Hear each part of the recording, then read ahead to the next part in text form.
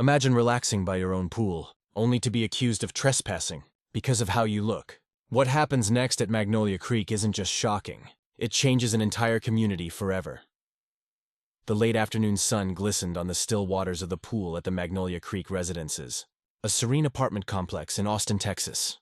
Jordan, a 32-year-old software engineer, leaned back on a poolside lounger, enjoying the rare moment of calm. His demanding work life seldom allowed. He just completed a major project and decided to treat himself to some downtime with a good book and the occasional sip of an ice-cold lemonade. The scene was peaceful, almost idyllic, until the sound of footsteps disrupted the quiet. He glanced up from his book and saw her, a woman in her mid-50s, with meticulously styled blonde hair, oversized sunglasses, and an air of self-importance that preceded her. Jordan had seen her around the complex before, but they'd never exchanged words. The woman walked directly toward him, her face a mix of confusion and suspicion. At first, Jordan thought she might need help, but her expression quickly erased any notion of goodwill. "Excuse me," she said, her tone sharp. "Do you live here?" Jordan paused, taken aback by the bluntness of the question. "Yes, I do," he replied evenly, sitting up straighter. "Really?" she pressed, narrowing her eyes. "Because I've never seen you before. Are you sure you're not visiting someone?" Jordan felt the subtle sting of her insinuation, but maintained his composure. "I'm sure. Apartment 304. I've been here for 2 years." Her lips pursed, as though the answer wasn't satisfactory. "If that's true, then you should have your keycard. Let's see it." The demand was jarring. Jordan could feel his chest tighten as he weighed his response. He wasn't about to let her dictate his afternoon. "I'm not obligated to show you anything," he said, keeping his voice calm. "If you have an issue, feel free to contact management." Her face flushed with indignation. "I will. I'm going to call security right now," she snapped, pulling her phone from her bag. Jordan sighed, leaning back into his chair. He wasn't in the mood for drama, but it seemed like he didn't have a choice. A few other residents, lounging by the pool, began to notice the commotion. Some exchanged glances, while others subtly pulled out their phones. The tension in the air grew thicker with each passing second. Jordan kept his gaze steady, refusing to let her rattle him. He wasn't doing anything wrong, and he knew it. As the woman stepped aside to make her call, her voice loud enough for everyone to hear, Jordan couldn't help but wonder how far she'd take this. The growing attention from other residents set the stage for what would soon become a confrontation neither Jordan nor the onlookers would forget. The woman's voice carried across the pool area as she spoke into her phone, her words dripping with self-righteous authority. "Yes, I'm at the pool, and there's someone here who shouldn't be. No," he says. "He lives here, but I've never seen him before. I need someone to come down immediately." Jordan could feel the weight of dozens of eyes on him. The onlookers weren't just watching, they were processing. Some seemed uncomfortable, others curious, and a few openly disapproving. A young couple sitting on the far side exchanged whispers, and an older man in swim trunks shook his head slightly. Still, no one intervened. The woman, emboldened by the lack of interruption, turned back to Jordan. "You could have avoided all this if you'd just shown me your keycard," she said, folding her arms as if she'd won a battle.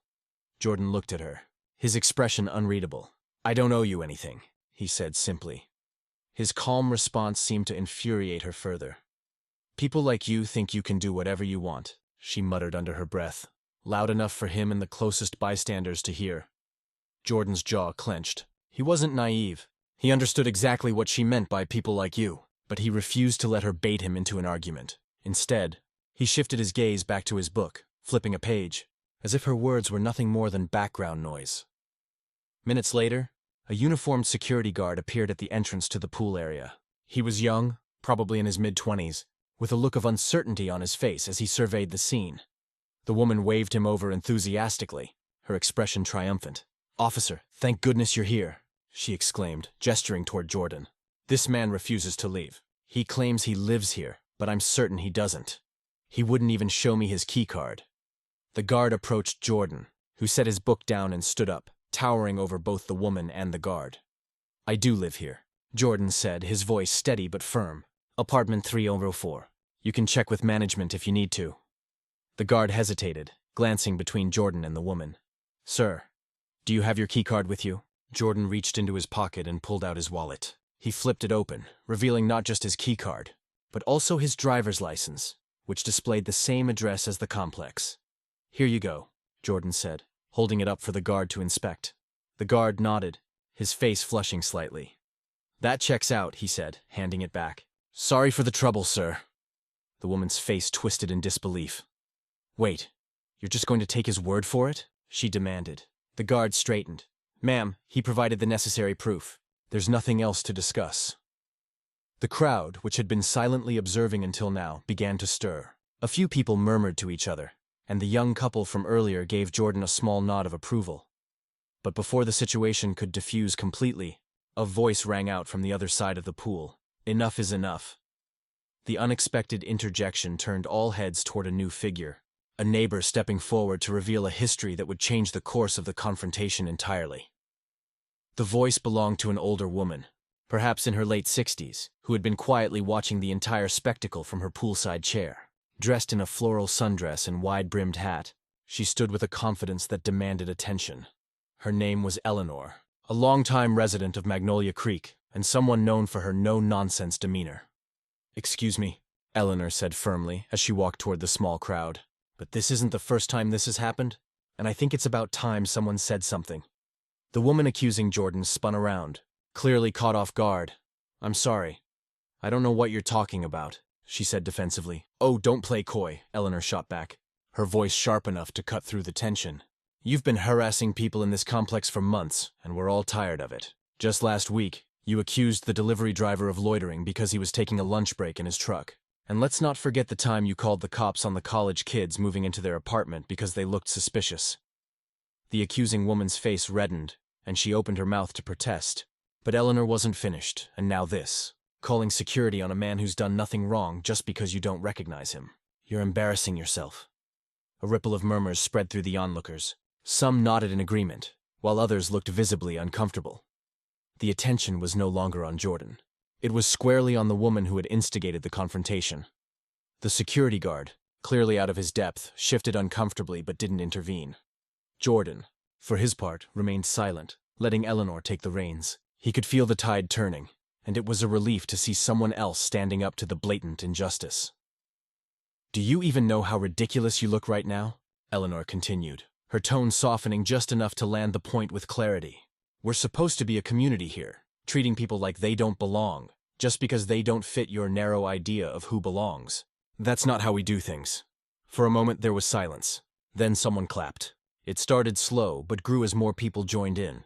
The sound seemed to shake the accusing woman, who now looked small and unsure of herself. "This is absurd," she muttered, but the conviction in her voice was gone. She turned on her heel, gathering her things in a flurry of embarrassment, and marched out of the pool area. Eleanor turned back to Jordan, her expression softening. "I'm sorry you had to go through that," she said. "It's not right and it's not fair." Jordan offered a small smile. "Thank you. I appreciate that." As Eleanor returned to her seat, the crowd began to disperse, but the energy in the air lingered. The incident wasn't over, not yet. Someone had been recording the entire event, and the video was already making its way to social media. What started as a quiet confrontation was about to explode into something far bigger, as the world outside Magnolia Creek took notice of what had just happened. By the time the pool area cleared out, a single recording from the incident had already begun circulating online. A younger resident named Lucas had uploaded the video to his social media with a simple caption, "This just happened at Magnolia Creek. When will this stop?" The clip showed everything. The accusatory woman's demands, Jordan's calm demeanor, Eleanor's impassioned call-out, and the applause that followed. It didn't take long for the video to gain traction. Back at his apartment, Jordan sat on his couch, still processing the events of the day. His phone buzzed incessantly. Friends and coworkers were tagging him in the video, expressing their support and disbelief. He hadn't anticipated how quickly things would escalate beyond the pool. Meanwhile, in the leasing office, the property manager, Miss Delgado, had just been made aware of the situation. She scrolled through the video on her phone, her expression growing more serious with each passing second. It wasn't the first time complaints had been lodged against the woman in question, whose name, as it turned out, was Deborah. But this time there was undeniable proof. Miss Delgado decided it was time to act. She called a meeting with both Deborah and Jordan for the following morning. Jordan, though reluctant to relive the ordeal, agreed. He wanted closure, Not just for himself, but for everyone who had ever been on the receiving end of such behavior. The next morning, the leasing office conference room was tense, as the three sat across from each other. Deborah looked far less confident than she had the day before. She avoided eye contact with Jordan, her fingers fidgeting with the strap of her purse. Miss Delgado wasted no time getting to the point. "I've reviewed the footage," she began, her voice measured but firm. "Deborah, this behavior is unacceptable. You have a pattern of targeting residents and visitors based on assumptions that have no merit." "This is harassment, plain and simple," Deborah sputtered. "I was just trying to keep the community safe." "How was I supposed to know he lived here?" Miss Delgado's gaze didn't waver. "It's not your job to police who belongs here. That's why we have security and a management team. Your actions have caused unnecessary distress to Mr. Harris and other residents. As of today, you are receiving an official warning. Any further complaints of this nature will result in the termination of your lease." Jordan remained silent, watching as Deborah's face flushed with embarrassment. She tried to protest, but quickly realized she was out of arguments. Finally, she muttered, "Fine," and stormed out of the room. Miss Delgado turned to Jordan, her tone softening. "I'm truly sorry this happened," she said. "If there's anything else we can do to support you, please let me know." Jordan nodded. "I appreciate that. Thank you." As he left the office, Jordan felt a mix of emotions: relief, vindication, and a lingering sadness that such an incident had to happen in the first place. But the day's revelations weren't over. By the evening, the video had gone viral. News outlets picked it up, and hashtags like #JordanHarris and #CalloutKaren trended across platforms. The internet erupted with conversations about accountability, prejudice, and the importance of standing up against injustice. Strangers reached out to Jordan, sharing their own experiences and thanking him for handling the situation with dignity. What had started as a personal ordeal now carried a global weight, sparking debates and conversations that extended far beyond Magnolia Creek. By the next morning, the video had amassed millions of views. It was everywhere on social media platforms, morning news programs, and even major talk shows, discussing the broader implications of racial profiling and accountability. Jordan's name and face became the center of a national conversation, something he hadn't asked for but knew he couldn't ignore. He woke up to an inbox overflowing with messages. There were strangers thanking him for his composure, sharing how his actions inspired them to confront injustice in their own lives. Activists reached out, offering their platforms to amplify his voice. Even brands and organizations sent emails, asking if he'd like to collaborate or speak at events about his experience. Still, not all the responses were positive. Amid the flood of support, there were detractors, people accusing him of overreacting, of turning a simple misunderstanding into a spectacle. Jordan, though, didn't let the negativity faze him. He understood the bigger picture. The incident wasn't just about him. It was about a pervasive issue that needed addressing, and his story had struck a chord. Meanwhile, the fallout for Deborah was swift and public. Someone from the complex anonymously shared more accounts of her behavior, adding fuel to the fire. Her name trended alongside Jordan's, and while some sympathized with her embarrassment, most condemned her actions. Calls for accountability grew louder, with some suggesting she attend anti-bias training, or even face legal repercussions for harassment. Back at Magnolia Creek, the ripple effects of the incident were palpable. Residents who had once stayed silent began to speak up about their experiences, forming a community dialogue about creating a more inclusive environment. Miss Delgado took the feedback seriously, organizing workshops and panels on unconscious bias and community building. The complex, which at once felt fractured by unspoken tensions, began to transform into a place of understanding and connection. For Jordan, the whirlwind of attention brought unexpected opportunities. He was invited to share his story on a prominent talk show, where he spoke candidly about the importance of staying calm in the face of injustice and the value of allyship. "It's not just about calling out bad behavior," he said during the interview. "It's about creating spaces where everyone feels they belong, where no one has to prove they have a right to exist."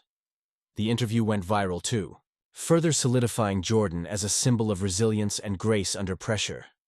But for him, the true reward came closer to home. Neighbors he'd barely spoken to before started greeting him warmly in the hallways, offering kind words and genuine smiles. Eleanor, the neighbor who had stood up for him, became a regular visitor to his apartment, often bringing over baked goods and stories from her long life.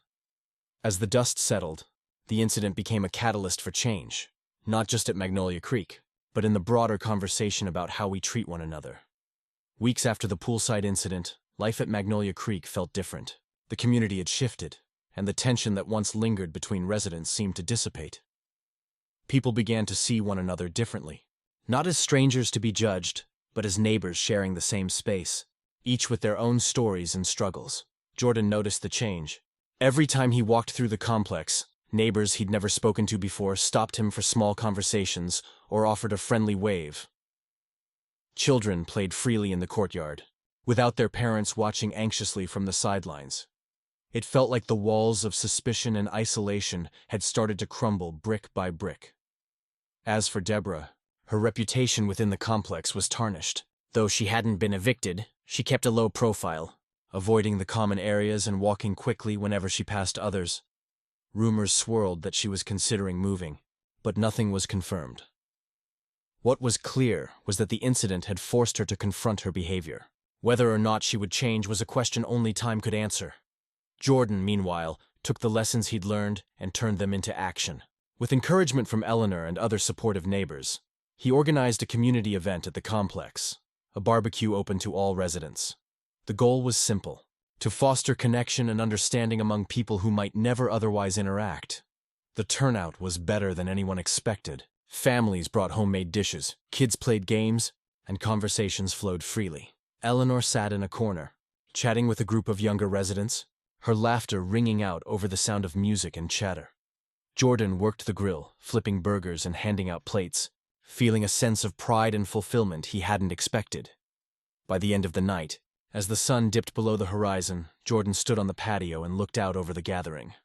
It wasn't perfect. There was still work to be done, conversations to be had, and barriers to break down. But it was a start. For the first time in a long time, the community felt like a place where people truly belonged. When the crowd began to thin out, Eleanor approached Jordan with a plate of cookies. "You've done something really special here," she said warmly. "I hope you know that." Jordan smiled, accepting the plate.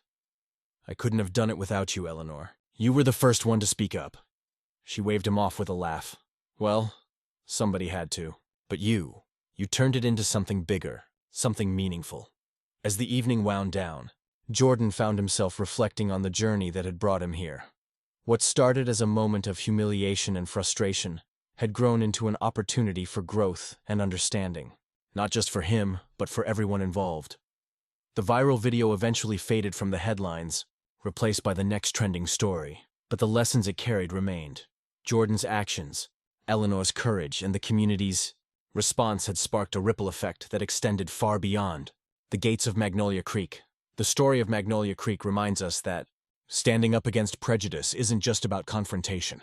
It's about building bridges, creating dialogue, and fostering spaces where everyone feels safe and valued. Small actions can lead to big changes, but it all starts with the courage to say, "This isn't right." If this story moved you, let's keep the conversation going. Share your thoughts, your experiences, and your ideas for creating a more inclusive world. And don't forget to subscribe for more stories.